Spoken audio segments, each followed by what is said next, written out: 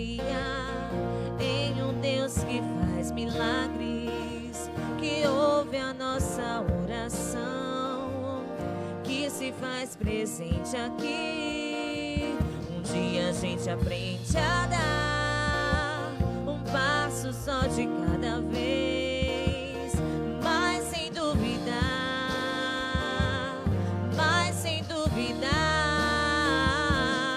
Ele continua sendo bom, que Ele continua sendo Deus, que Ele continua sendo bom, que Ele continua sendo Deus.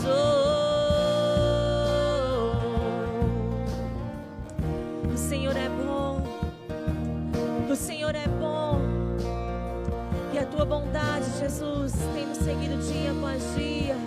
Então chega o dia de viver tudo que se aprendeu e a enxergar até o que não se pode ver.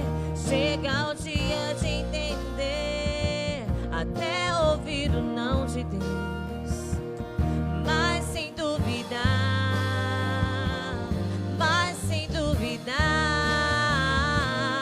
Ele continua sendo bom, Ele continua sendo Deus, Ele continua sendo bom, Ele continua sendo Deus, Ele continua sendo bom, Ele continua sendo Deus, Ele continua sendo bom, Ele continua sendo Deus.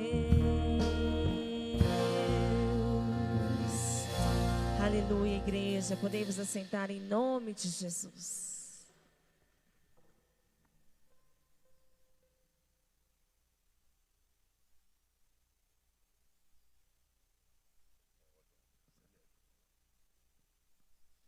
Aleluia. Oh, glória. Paz do Senhor, igreja. Amém. Meu Deus. Quem está crente aqui hoje? Oh, glória. Jesus é bom, né? Eu louvo a Deus porque Deus, Ele é fiel. O Senhor, Ele é quem conhece nossas vidas. E Deus, nesta tarde, colocou no meu coração um texto. E eu gostaria de, junto dos irmãos, entendermos algumas coisinhas que está acontecendo e às vezes a gente não percebe. Amém? Hebreus, capítulo de número 11, se você puder aí, verso de número 6, só as duas primeiras palavras. Hebreus, capítulo 11, verso 6. Se me der um pouquinho de retorno aqui, eu vou ficar mais crente ainda. Aleluia. Hebreus 11, 6 diz assim: sem fé é impossível. Amém? Glória a Deus. Sem fé é impossível. Gostaria de dar até um tema aí para essa reflexão. A fé que gera milagres. Quem aqui tem fé? Deixa eu dar uma olhadinha aqui. A maioria tem fé? Oh, glória. Eu estava pesquisando as Escrituras, estudando um pouco, e eu me deparei com um texto que me chocou bastante. Porque se você for lá para a primeira carta de Paulo aos Coríntios, no capítulo de número 13, e no verso de número 13, deixa eu até abrir aqui, 1 Coríntios 13 e 13, nós vemos o apóstolo Paulo falando sobre falando à igreja de Corinto sobre um assunto bem interessante que é o amor. E ele registra que neste tempo em que vivemos é muito importante que nós tenhamos o amor de Deus em nossa vida. Olha o que diz lá 1 Coríntios 13, 13. Agora, pois permanece a fé, a esperança e o amor. desses três, mas o maior destes é o amor. Ele está dizendo o seguinte, que a essência do cristianismo são essas três coisas: a fé, a esperança e o amor. Aí eu me deparei com um outro texto lá em Mateus capítulo 24, verso 12, a qual o próprio Jesus falando sobre as aflições dos últimos dias. Ele diz lá: agora pois, volta lá para Mateus 24 e 12.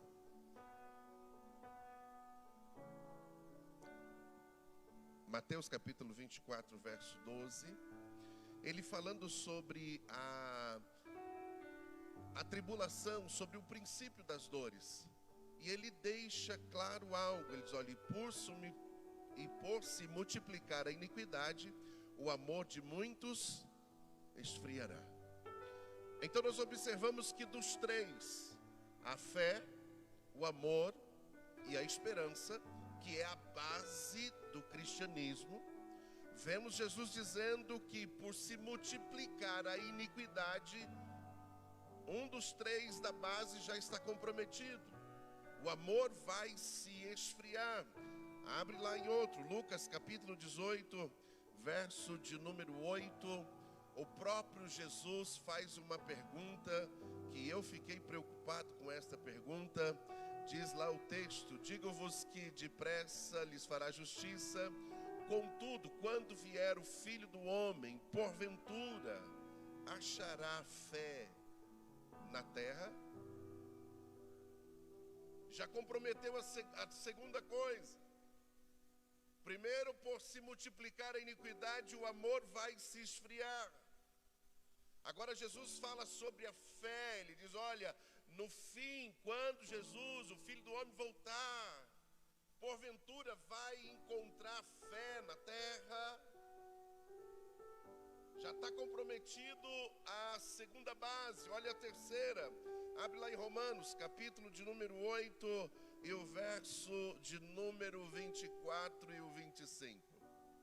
Quando eu me deparei com esses textos, eu disse: Deus, nós estamos em perigo e não sabemos. A base do cristianismo está sendo afligida, comprometida, e nós não estamos conseguindo perceber essas coisas. Olha o que diz lá em Romanos, capítulo de número 8, verso 24, quando ele fala da esperança.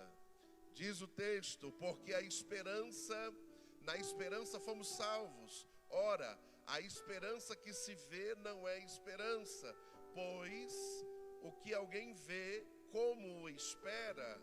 Olha o 25. Mas se esperamos o que não vemos, com paciência aguardamos. Aqui fala depois nós vamos ver um pouquinho mais lá na frente, sobre a fé fruto. Aí nós vimos lá em 1 Coríntios 13, 13, que os três pilares do cristianismo: esperança, amor e fé. O amor está se esfriando, a fé está acabando, a esperança está sendo comprometida. Se eu pego a questão do amor, a gente vê que a causa é a iniquidade. Se pegarmos a iniquidade, nada mais é do que alguém que peca consciente. Eu sei que é pecado, eu sei o resultado disso, e eu ainda continuo fazendo. Se eu pego a questão da fé, o texto bíblico diz: a fé vem pelo ouvir, e o ouvir da palavra. Então, se nós trouxermos o cristianismo para os dias de hoje, teremos problemas com esse tema que foi lançado: a fé que gera milagres. Se você é crente há mais de 20 anos, talvez você vai entender o que eu estou dizendo. Outrora nós tínhamos medo de ir à igreja, porque se estivesse em pecado, porque sabia que Deus ia usar alguém para trazer à tona aquilo. Quando alguém invocava a presença de Deus, havia a manifestação visível do Senhor. E parece que nos nossos dias alguma coisa aconteceu, porque os milagres estão extintos. E quantas vezes eu perguntei a Deus: Deus, o que aconteceu? Se a palavra diz que o Senhor é imutável, isso é, o Senhor não muda.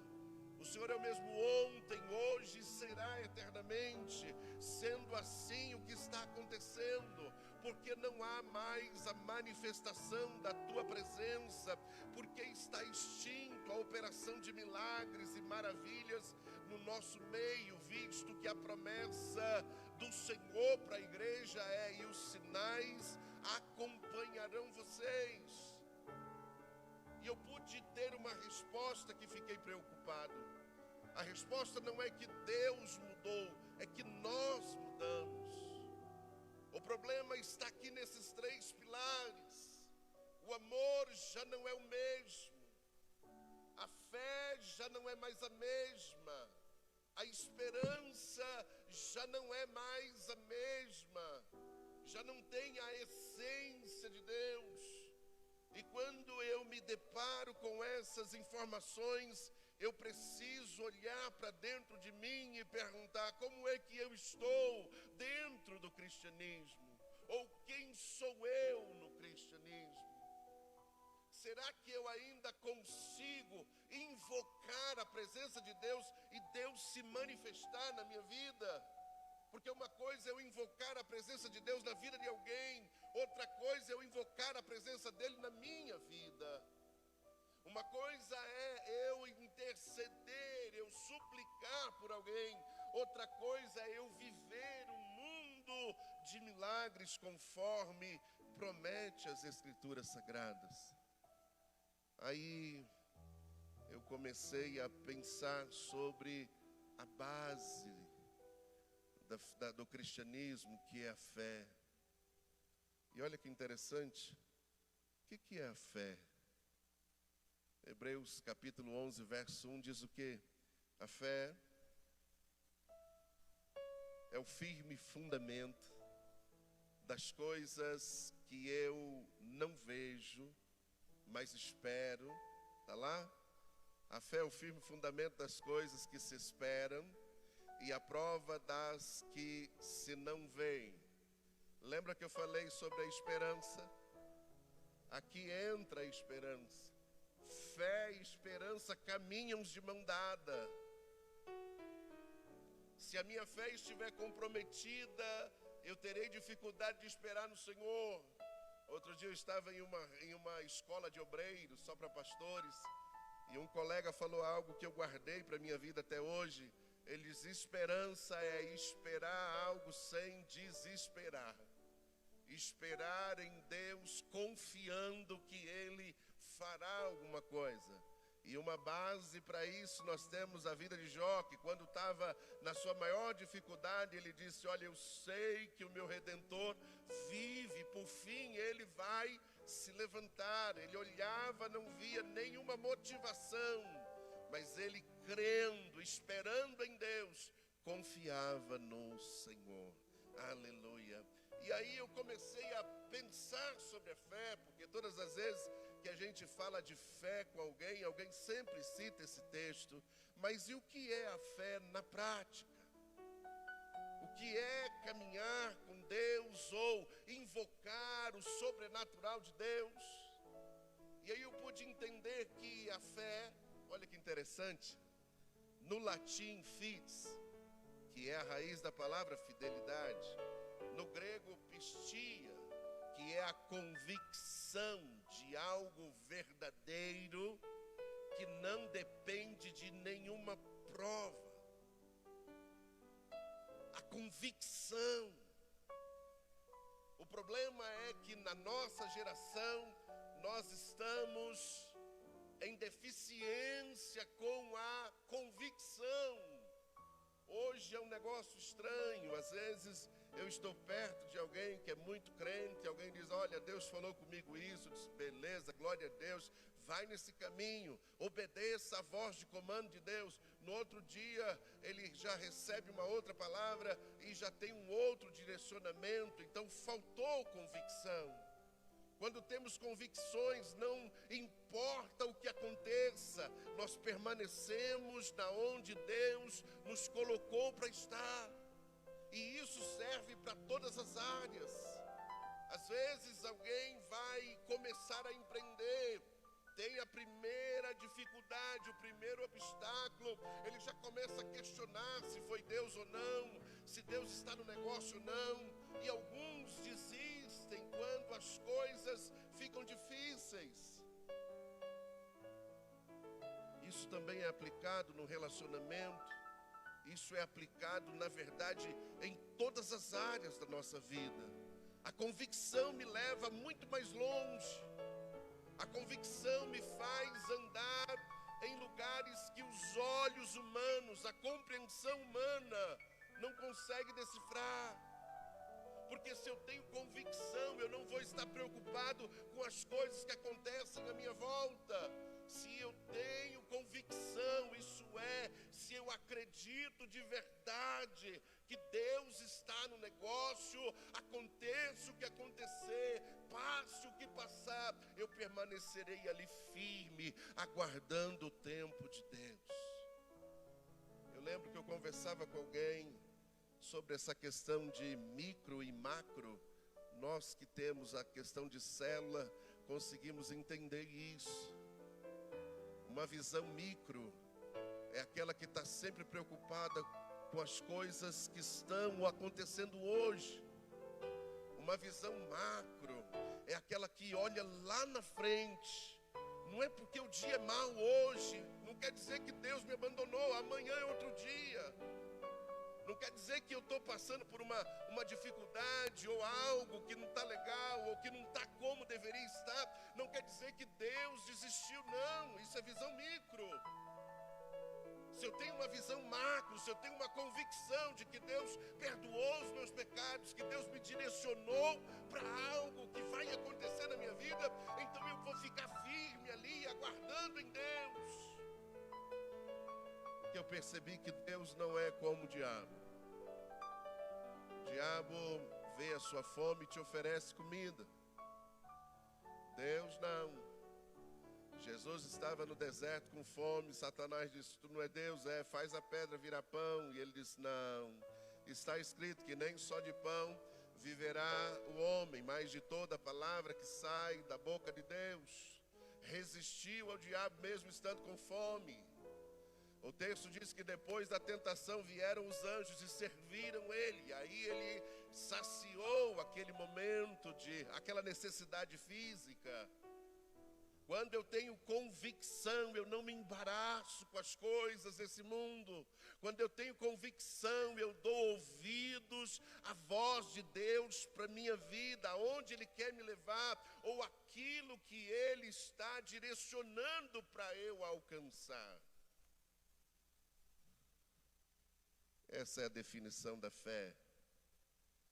E qual a importância da fé para a minha vida? Hebreus 11:6, não diz? Sem fé é impossível agradar a Deus. Você já viu Deus irado? Às vezes eu vejo alguém dizendo, rapaz, eu estou na prova, é que Deus está pesando a mão sobre minha vida.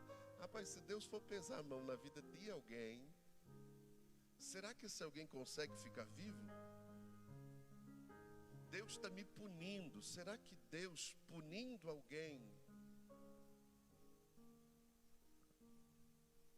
Neemias descobriu uma coisa. Ele disse, a alegria do Senhor é a nossa força. Como é que eu alegro a Deus? Primeiro, eu tenho que acreditar que Ele existe. Pastor, mas isso aí a gente não tem problema. Será que não? Você no tempo de crise, no tempo de angústia, nunca questionou se realmente Ele existe? Nunca questionou se Ele realmente te chamou, se esse negócio é verdade ou não? Às vezes quando as coisas ficam complicadas, esse tipo tipo de informação tenta invadir o meu coração, tenta fazer alguém ficar confuso em relação ao seu relacionamento com Deus. Por isso, eu preciso conhecer o Senhor, não só intelectualmente, mas em experiência com Ele. Como é que isso acontece, pastor? Ó, que simples. Você já orou uma vez e teve a oração respondida? Sim ou não? Você já buscou a Deus uma resposta e de repente você abre a Bíblia e vem aquela resposta? Você já buscou a Deus em uma direção e de repente você liga o rádio e alguém vai lá e dá aquela resposta que você estava pedindo? Experiência. Deus já falou com você de alguma maneira. Deus, porque às vezes alguém espera um profeta e Deus não se limita a um profeta. Deus não se limita a uma pessoa para falar com alguém. Deus usa meios, usa situações. O texto diz que usa até jumenta, aleluia. O próprio Jesus disse, quando estava lá na entrada em Jerusalém, começaram a pedir para que aquele povo se calasse, porque estava dizendo que ele era o Messias. Ele chegou ao ponto de dizer assim: olha, se eles se calarem, as pedras vão clamar, porque é tempo que isso aconteça. A questão aqui é como é que você tem vivido a sua fé. E sabe o que eu percebi nesses anos todos? É que o segredo não é orar muito. Até porque na geração passada a filosofia é pouca oração, pouco poder. Muita oração, muito poder. Nenhuma oração, nenhum poder. Estudando as Escrituras, eu descobri que o poder não está na oração. Descobri que o poder está no eu me aproximar de Deus. O texto diz: sujeitai-vos a Deus, resisti ao diabo, e ele fugirá de vós. Eu estar próximo de Deus não se limita à oração. O relacionamento com Deus e o ser humano e a igreja não se limita a isso. Até porque conheço muita gente que ora muito, mas estão sempre enroscada na mesma situação. Então eu percebo que o segredo não é o quanto eu falo com Deus, mas sim o quanto eu ouço Deus falar comigo. O segredo não é eu ser um tagalera, se essa é a palavra, eu sempre falo errado. Se é alguém que fala muito, um paloureiro, como disse o apóstolo Paulo, não é esse o segredo. O segredo não é estar diante de Deus e falar um monte. O segredo é eu estar diante de Deus e ouvir Ele falar comigo. Eu ser ministrado, isso é diferente. Quando adentramos a presença de Deus, nós temos um momento para cada situação. No primeiro momento contamos pecados. Deus, eu errei nisso, eu errei naquilo, me perdoa, para que esse culto não seja apenas mais um momento de música, mais um momento em que alguém vai falar alguma coisa, que não seja apenas um arrepio nos meus braços, mas que o Senhor ministre na minha vida, que eu saia daqui edificado, que eu saia daqui diferente, que eu saia daqui de posse do milagre que o Senhor tem para entregar na minha vida hoje. Esse é o desafio. Não é apenas vir a uma reunião, mas é invocar o seu milagre. Eu sei o que eu necessito, e também sei que a minha necessidade não é igual à sua necessidade. Cada um temos uma necessidade em particular. E Deus tem, aleluia, porque o texto diz que Deus, Jesus, suprirá todas as nossas necessidades em Cristo Jesus. Deus suprirá todas as nossas necessidades em Cristo Jesus. Deixa eu dizer um negócio para ti. E aqui alguns crentes têm um pouquinho de dificuldade. Existem vários tipos de fé. E às vezes alguém acha que tem uma fé grande quando na verdade não a tem. A fé no Antigo Testamento, por exemplo, é diferente do Novo Testamento. A fé da igreja primitiva é diferente dos nossos dias hoje. A fé no Antigo Testamento, eles precisavam acreditar que o Messias viria. Quando se trata de fé, até o Júnior, que me antecedeu, falou sobre isso.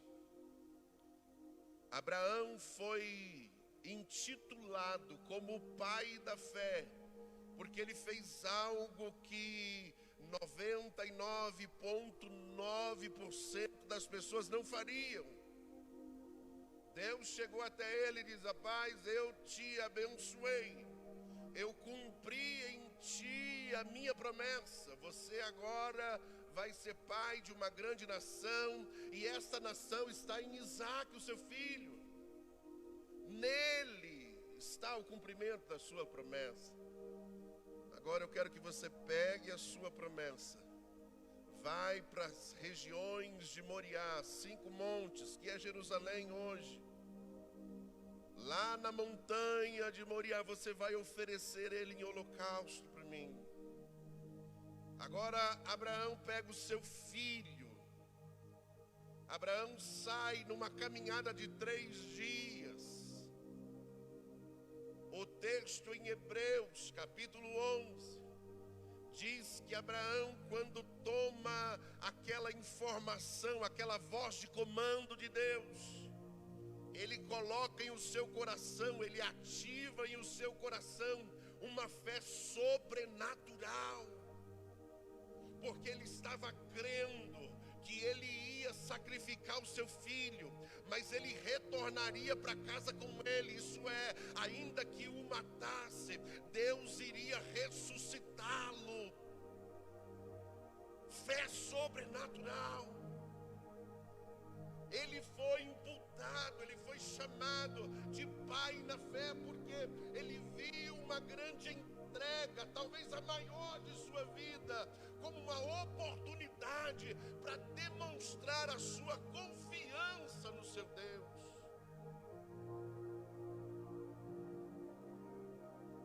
Quer ver um negócio?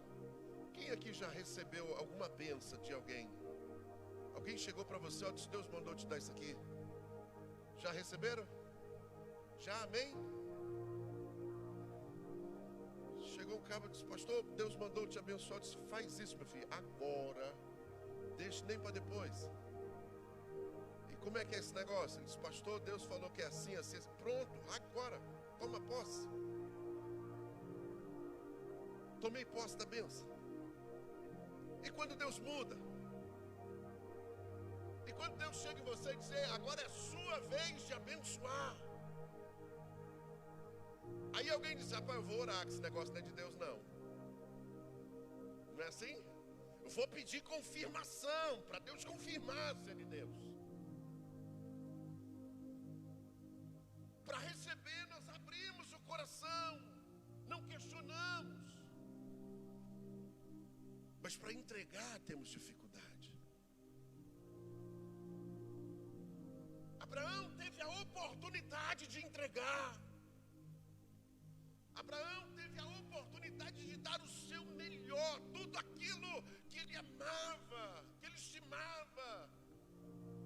Era o resultado da promessa que Deus tinha falado com ele.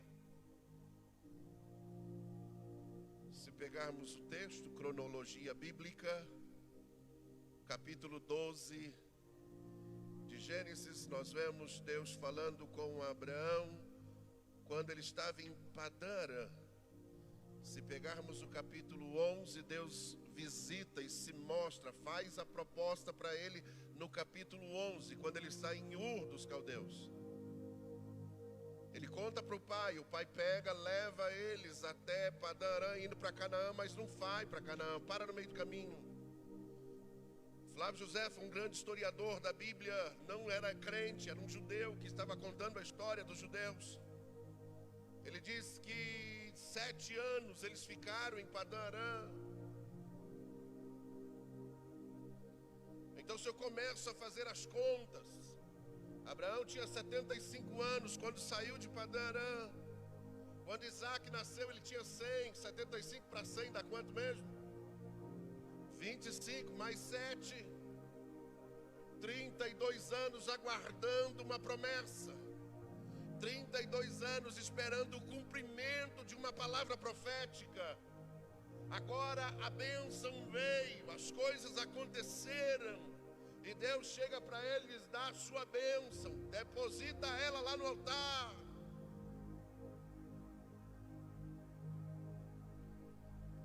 E ele faz isso. E ele é chamado de o pai da fé, porque ele não olhou para essa situação com os olhos naturais. Ele cria que Jesus, que Deus ia ressuscitar. Tanto que foi lido aqui já. Quando ele estava a caminho, quando chegou próximo, disse aos seus ajudantes: fiquem aqui, nós iremos, adoraremos e retornaremos. Ele não disse nós iremos e eu vou retornar. Ele diz nós vamos, nós voltaremos. Louvado seja Deus. Como está a sua fé?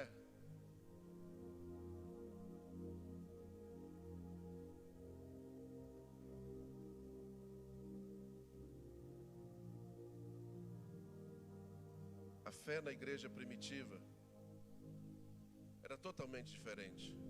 Olha a campanha que o pastor da igreja fez. Vocês vão agora para casa, vocês vendem tudo que vocês têm,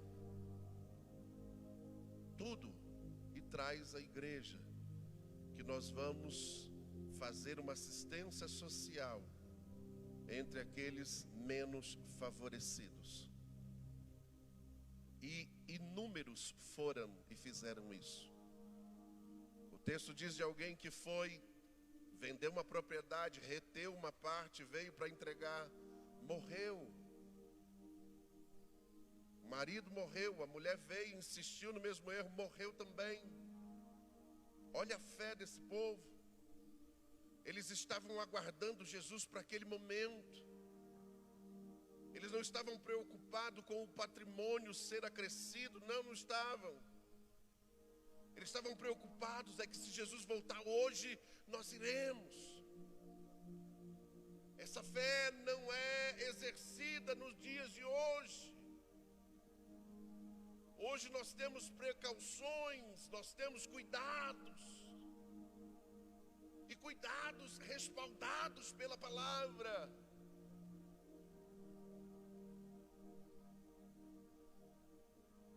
E aí eu percebi uma coisa.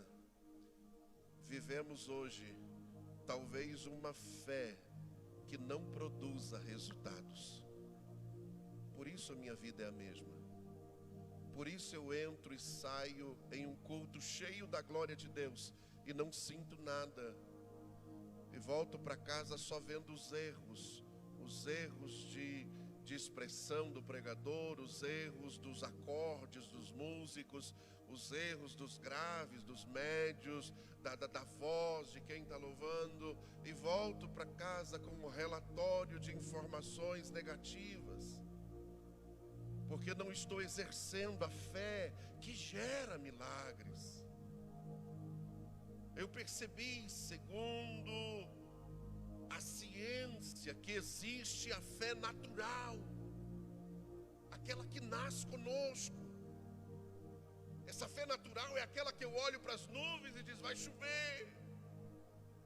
Essa fé natural é aquela que eu vou no posto e abasteço, e eu sei que o carro não vai parar enquanto aquele combustível não acabar. Fé natural. Não dá para invocar Deus com a fé natural. Não dá para sentir a presença de Deus na fé natural, porque essa fé natural depende daquilo que eu estou vendo. Essa fé natural, se eu vejo coisas desfavoráveis, eu vou entrar em angústia, em aflições. Essa fé natural vai mudar o meu comportamento de acordo com o acontecimento. Outro tipo de fé, a fé salvífica. Coloca lá Efésios 2:8. Pela graça sois salvos por meio da fé, e isso não vem de vós, é um dom de Deus. Rapaz, vamos para a igreja? Vou, não estou pronto ainda. Você já encontrou com alguém assim? Ainda não estou preparado. E que tem como se preparar para ir? Esse tipo de fé não depende de mim.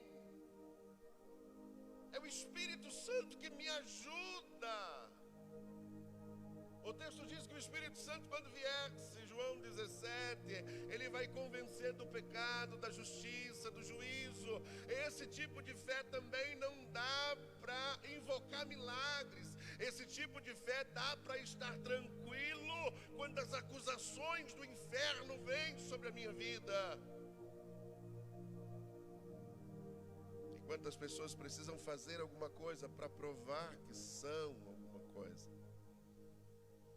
Eu dependo disso e daquilo para mostrar que eu sou salvo em Cristo Jesus, mas o texto diz que não vem de obra. Se der sequência aí no 9 e no 10, vai dizer o seguinte, que não é para que ninguém se glorie, para que ninguém diga, eu sou merecedor da salvação. Ninguém aqui é. Ninguém merece ser salvos. É um dom de Deus, é um presente que Ele me dá. E ninguém é obrigado a receber esse presente. Mas não tem três alternativas, é uma ou outra. Ou eu recebo ou eu rejeito, não tem uma terceira aí. Outro tipo de fé, a fé fruto, né? Se você pega lá no fruto do Espírito, amor, paz, longanimidade, benignidade, domínio próprio. Essa fé aqui é confiança em Deus. Essa é a esperança. Eu vivo dizendo uma coisa, quando eu vim para Jesus, alguém disse, venha que os seus problemas vão ser resolvidos. Você também ouviu isso, não? E quando eu cheguei na igreja, eu descobri que não era bem assim. Problemas temos em todos os dias e em todas as áreas. Cabe a nós resolvê-los com Jesus e pela orientação dele. Se eu estou em Cristo, se eu recebi o dom de Deus, eu não sou isento de problemas. Eu não sou isento de aflições. O próprio Jesus disse, no mundo tereis aflições, mas tem de bom ânimo. Eu já andei nesse percurso aí, cheguei até o final ileso. É isso que ele está querendo dizer. E se você me acompanhar, você vai chegar também. Fruto, confiança em Deus. Confiar no Senhor quando tudo está bem, quando tudo está certo, é uma coisa. Confiar em Deus quando a gente ora e parece que Ele não responde, quando a gente busca e parece que as coisas não acontecem, é outra coisa. Confiar em Deus na necessidade é diferente. E aí eu começo a observar que esses tipos de fé, se não forem colocadas no lugar certo, dá problema. Existe ainda um outro tipo de fé, que é o dom da fé. É algo sobrenatural. É algo que Deus dá a alguém para fazer coisas que na compreensão humana não daria.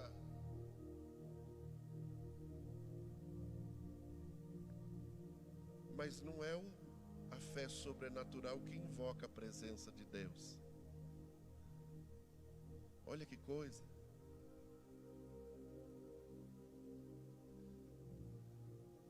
começo a olhar para as Escrituras, lá em Atos, capítulo de número 3, aleluia, eu vejo os discípulos entrando no templo. Na porta tinha alguém que estava impossibilitado de andar,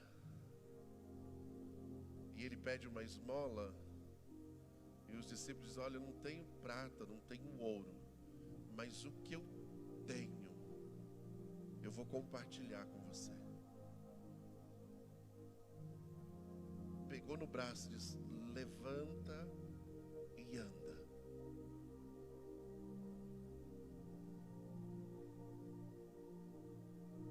Em nome de Jesus do Nazareno. Para eu invocar milagres na minha vida, Jesus tem que caminhar ao meu lado, porque senão as coisas não funcionam. Eu preciso entender que eu sozinho não faço, eu sozinho sou apenas um vaso frágil, mas se a presença dele estiver na minha vida, então as coisas são diferentes. Aí eu preciso invocar milagre. Eu lembro quando o profeta foi incomodado por dois reis, Acabe e Josafá. Josafá era crente, Acabe estava desviado. E ele chega até Eliseu, Eliseu diz: vocês fizessem bem, vieram até o profeta. E eles foram para buscar uma palavra de Deus. E quando chega até o profeta, ele diz: olha, eu estou aqui como boca de Deus, mas eu preciso de um tangedor. Se pegarmos essa palavra e buscarmos o significado dela, tangedor é um músico. Se buscarmos ela na ótica hebraica, na visão em que ele estava dizendo, é aquele que invoca a presença de Deus aonde ele está. É diferente. Observa-se que Jesus prometeu isso. Ele diz: eu não vou vos deixar órfãos, pelo contrário, eu vou estar com vocês até a consumação do século, até o arrebatamento da igreja, onde vocês vão vir para mim. Depois vamos nos casar, vamos ter a boda do cordeiro, depois a gente desce de novo, vai ter 1000 anos, nós vamos estar juntos. Fica de pé comigo, que eu preciso terminar.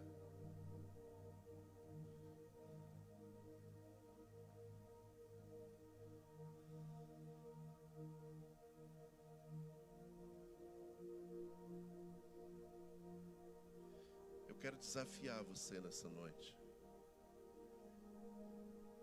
a invocar a Deus. Deixa eu te contar uma informação importante. Quando eu decido a Jesus, quando eu aceito a Jesus como meu Salvador, o Espírito Santo vem morar em minha vida. Amém? Então Deus, o Espírito Santo, já está na minha vida.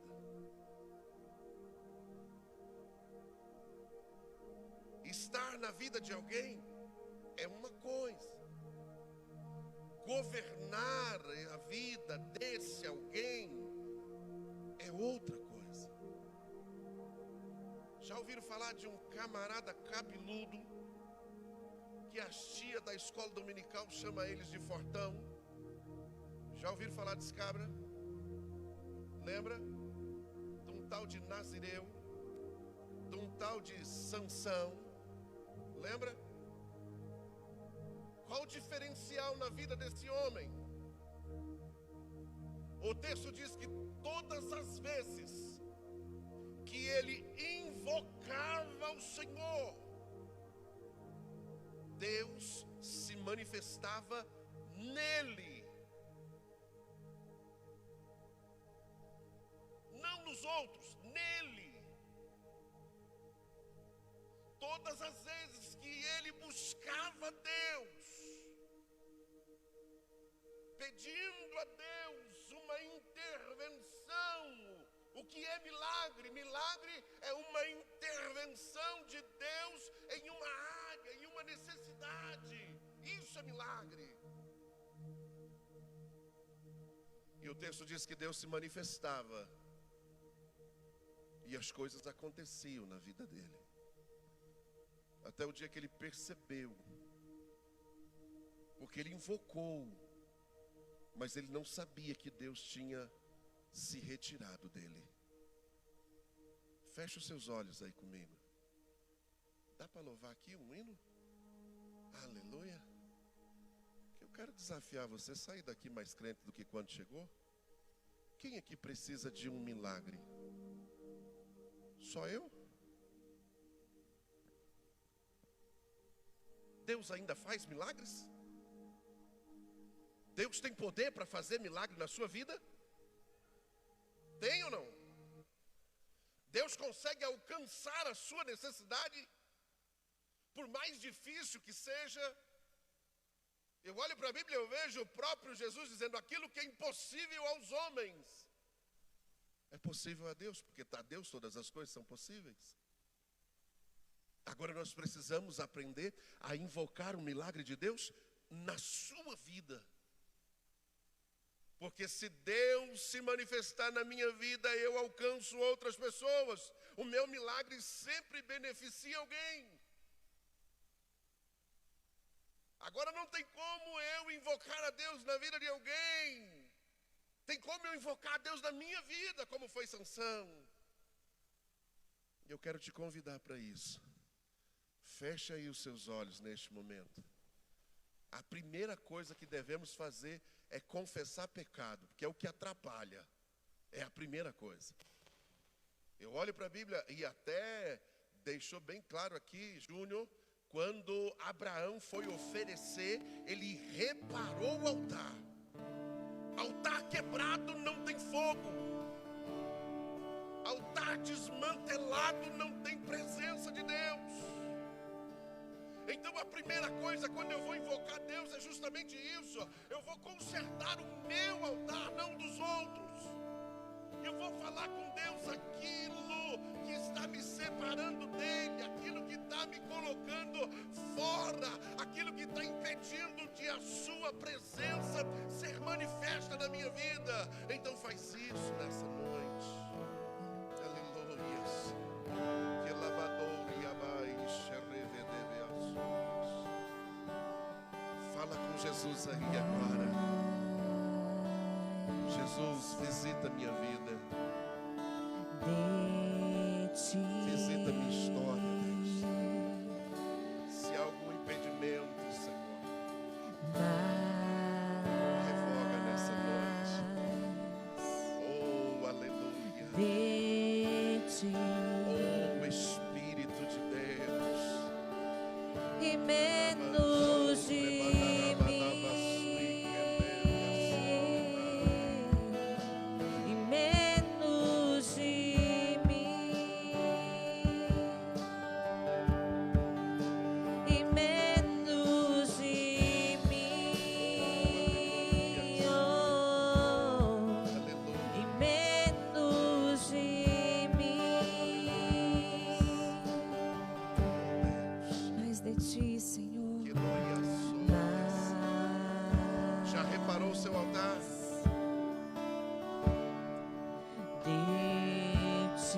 Agora é preciso colocar lenha sobre ele. Eita Deus. Agora é preciso dizer a Jesus o quanto você o estima. Agora é preciso dizer a ele o quanto ele é importante para você.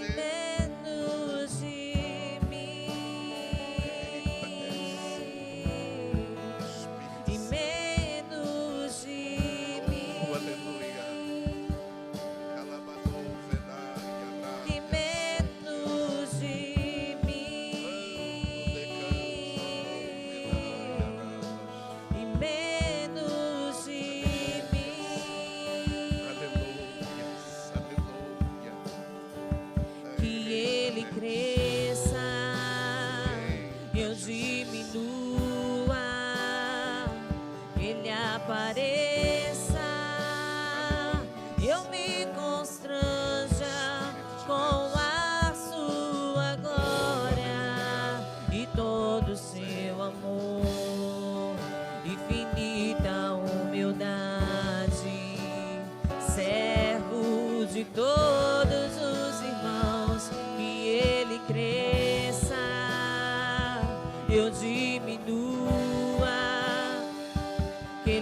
apareça, eu me constranja com a sua glória e todo o seu amor, infinita humildade.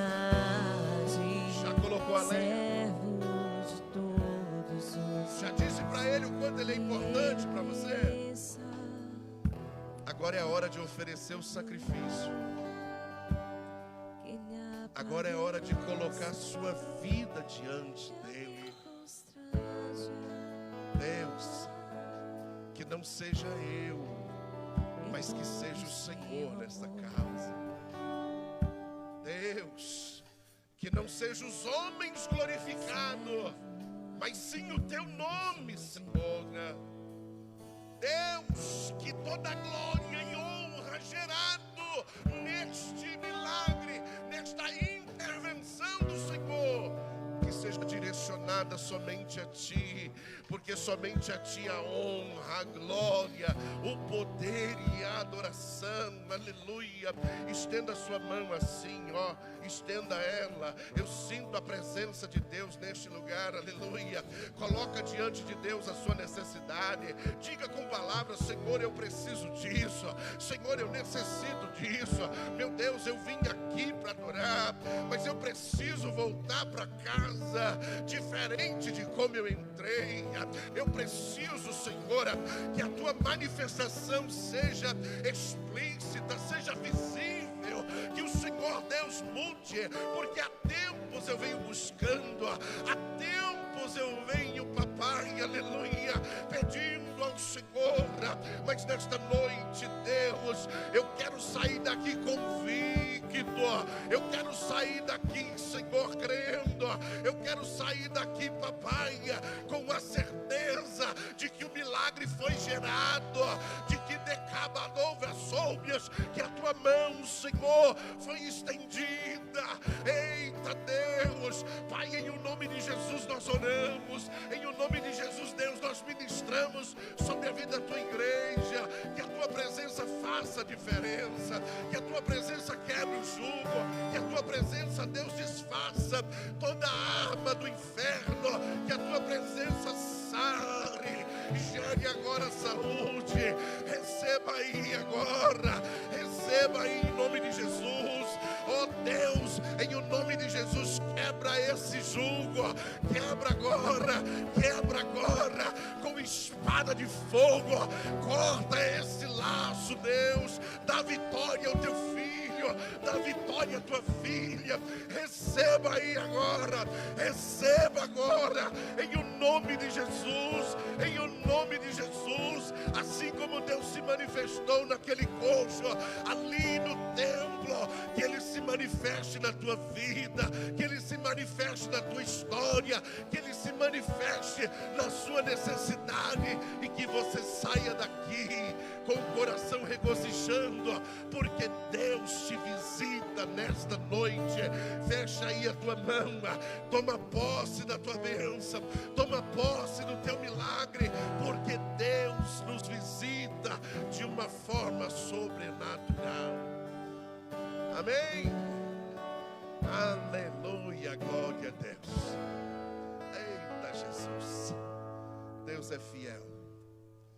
Só um minutinho ainda da sua atenção.